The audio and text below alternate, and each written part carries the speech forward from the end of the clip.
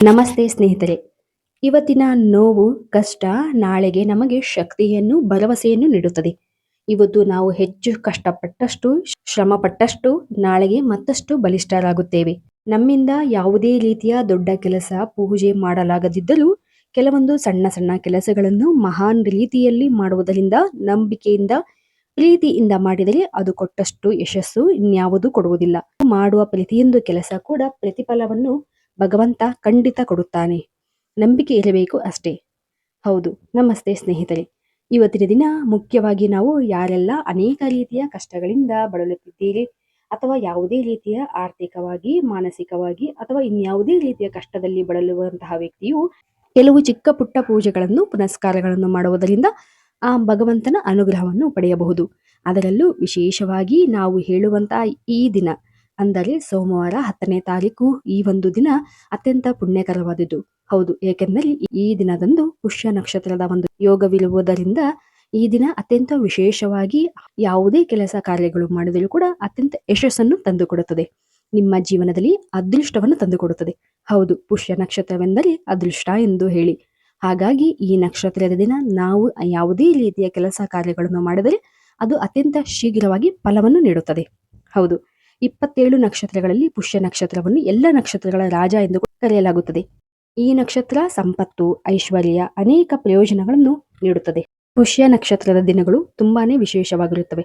ಈ ಯೋಗದಲ್ಲಿ ಏನಾದರೂ ಮಾಡಿದರೆ ಅದು ಯಶಸ್ಸನ್ನು ತಂದುಕೊಡುವುದು ಮತ್ತು ಸಂಪತ್ತನ್ನು ದೊರೆಯುವುದು ಎಂದು ಹೇಳುತ್ತಾರೆ. ಪುಷ್ಯ ನಕ್ಷತ್ರ ಸೋಮವಾರ ಬಂದರೆ ಅದು ಉತ್ತಮ ಫಲ, ಯೋಗವನ್ನು ನೀಡುವುದು ಎಂದು ಕೂಡ ಹೇಳಲಾಗುತ್ತದೆ. ಹಾಗೂ ಯಾವುದೇ ಧಾರ್ಮಿಕ ಕಾರ್ಯಗಳು, ಹೊಸ ಕೆಲಸಗಳು, ಹೊಸದನ್ನು ಆರಂಭಿಸಲು, ಅದರಲ್ಲೂ ಬಂಗಾರದ ಖರೀದಿಗೆ ಉತ್ತಮ ದಿನವೆಂದು ಹೇಳಲಾಗುತ್ತದೆ.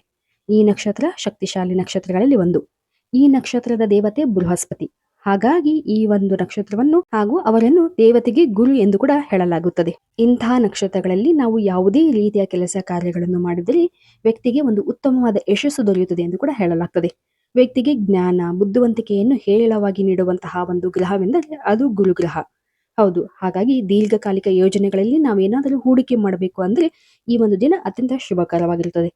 ಫೆಬ್ರವರಿ 10 ಮತ್ತು 11ನೇ ತಾರೀಕಿನಂದು ಈ ಒಂದು ಪುಷ್ಯ ನಕ್ಷತ್ರದ ಒಂದು ಯೋಗವಿರುವುದರಿಂದ ಈ ದಿನ ಅತ್ಯಂತ ಶುಭವನ್ನು ತಂದುಕೊಡುತ್ತದೆ. ಅಷ್ಟೇ ಅಲ್ಲದೆ ಈ ದಿನ ನೀವು ಮಾಡುವ ಯಾವುದೇ ಕೆಲಸ, ಪೂಜೆ ನಿಮ್ಮ ಇಚ್ಛಿತ ಫಲಗಳನ್ನು, ಬಯಕೆಗಳನ್ನು ಪೂರ್ಣ ಪ್ರಮಾಣದಲ್ಲಿ ಯಶಸ್ವಿಗೊಳಿಸುತ್ತದೆ. ಹಾಗಾಗಿ ಯಾವುದೇ ಅತಿಯಾದ ಸಾಲದ ಸಮಸ್ಯೆ ಅಥವಾ ಇತರ ಆರ್ಥಿಕ ಆರೋಗ್ಯದ ಸಮಸ್ಯೆ ಇದ್ದರೆ ತಪ್ಪದೆ ಈ ಒಂದು ಚಿಕ್ಕ ಕೆಲಸವನ್ನು ನೀವು ಮಾಡಬಹುದು. ಇದರಿಂದಾಗಿ ನಿಮ್ಮ ಸಮಸ್ಯೆ ಶೀಘ್ರವಾಗಿ ಪರಿಹಾರವಾಗುತ್ತದೆ. ಅದರಲ್ಲಿ ಮೊದಲನೆಯದಾಗಿ ನೋಡುವುದಾದರೆ ಪುಷ್ಯ ನಕ್ಷತ್ರ ಸೋಮವಾರ ದಿನ ಬಂದಿರುವುದರಿಂದ ಸಂಜೆ 6 ಗಂಟೆಗೆ ಆರಂಭವಾಗಲಿದೆ.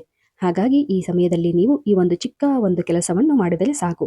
ಅಂದರೆ ನಿಮ್ಮ ಮನೆಯಲ್ಲಿರುವ ಶಿವಲಿಂಗಕ್ಕೆ ಅಥವಾ ಮಹಾದೇವನ ಒಂದು ಫೋಟೋಕ್ಕೆ ಅದರ ಮುಂದೆ ಅರಿಶಿಣದ ಕೊಂಬು ಏರಿಸಿ, ಕೈಯಲ್ಲಿ ಒಂದು ಹೂವು ಹಾಗೂ ಅರಳಿ ಮರದ ಎಲೆ ಅಥವಾ ಈ ಎಲೆಯ ಮೇಲೆ ಚಂದನ ಅಥವಾ ಗಂಧವನ್ನು ಲೇಪಿಸಿ, ಅಕ್ಷತೆ ಕಾಳು ಹಾಕಿ ಕೈಯಲ್ಲಿ ಹಿಡಿದು ನಿಮ್ಮ ಕೋರಿಕೆಗಳು, ಬಯಕೆಗಳು, ಸಂಕಷ್ಟವನ್ನು ಪರಿಹರಿಸು ಎಂದು ನೀವು ಬೇಡಿಕೊಳ್ಳಬೇಕಾಗುತ್ತದೆ. ಸಂಪೂರ್ಣ ಶ್ರದ್ಧಾ ಭಕ್ತಿಯಿಂದ ಆ ಶಿವಲಿಂಗದ ಮುಂದೆ ನಿಮ್ಮ ಭಾವನೆಗಳನ್ನು ವ್ಯಕ್ತಪಡಿಸಬೇಕು. ನಂತರ ಅದನ್ನು ಲಿಂಗದ ಮೇಲೆ ಅಥವಾ ಈಶ್ವರನ ಫೋಟೋಕ್ಕೆ ಏರಿಸಿ ಅರ್ಪಿಸಿದ ನಂತರ ಕರ್ಪೂರದ ಆರತಿ ಮಾಡಿ ಬೇಡಿಕೊಳ್ಳಬೇಕು. ನಿಮ್ಮ ಪ್ರಾರ್ಥನೆಯನ್ನು ಸಲ್ಲಿಸಬೇಕು. ಈ ಒಂದು ಚಿಕ್ಕ ಕೆಲಸ ವಿಶೇಷ ಯೋಗದಲ್ಲಿರುವ ಈ ದಿನದಂದು ಮಾಡುವುದರಿಂದ ಸಕಲ ಸಂಕಷ್ಟದಿಂದ ದೂರವಾಗುತ್ತೀರಿ.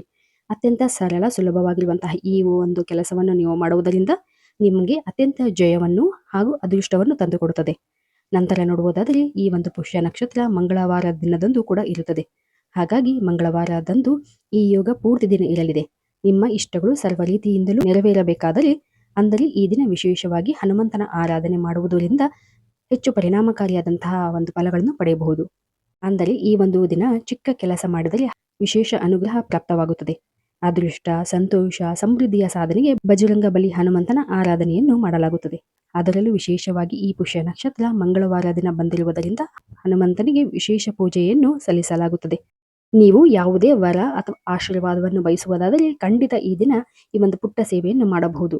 ನಿಮ್ಮ ಮನೆಯ ಹನುಮಂತನ ದೇವರಿಗೆ ಎಲೆಯನ್ನು ಅರ್ಪಿಸಿ ಅಥವಾ ಯಾವುದಾದರೂ ಆಂಜನೇಯ ದೇವಸ್ಥಾನಕ್ಕೆ ವೀಳ್ಯದ ಎಲೆಯ ಪೂಜೆಯನ್ನು ಮಾಡಿಸುವುದರಿಂದ ನಿಮ್ಮ ಸಮಸ್ಯೆಗಳು ಶೀಘ್ರವಾಗಿ ಪರಿಹಾರವಾಗುತ್ತದೆ. ದೇವಾಲಯಗಳಲ್ಲಿ ಸಾಧ್ಯವಿಲ್ಲದಿದ್ದರೆ ಈ ದಿನದಂದು ಅತ್ಯಂತ ಪುಣ್ಯಕರವಾದ ಈ ದಿನದಂದು ಮನೆಯೇ ದೇವಾಲಯವೆಂದು ಪರಿಗಣಿಸಿ ಭಕ್ತಿಯಿಂದ ವೀಳ್ಯದ ಎಲೆಯನ್ನು ಹಾರವಾಗಿ ಮಾಡಿ ಹನುಮಂತನಿಗೆ, ಆಂಜನೇಯಗೆ ಅರ್ಪಿಸುವುದರಿಂದ ನಿಮಗೆ ಯಶಸ್ಸು, ಕೀರ್ತಿ ಹಾಗೂ ಸಂಪತ್ತು ದೊರೆಯುತ್ತದೆ ಹಾಗೂ ನಿಮ್ಮ ಎಲ್ಲ ಕಷ್ಟಗಳು ಪರಿಹಾರವಾಗುತ್ತದೆ ಎಂದು ಕೂಡ ಹೇಳಲಾಗುತ್ತದೆ.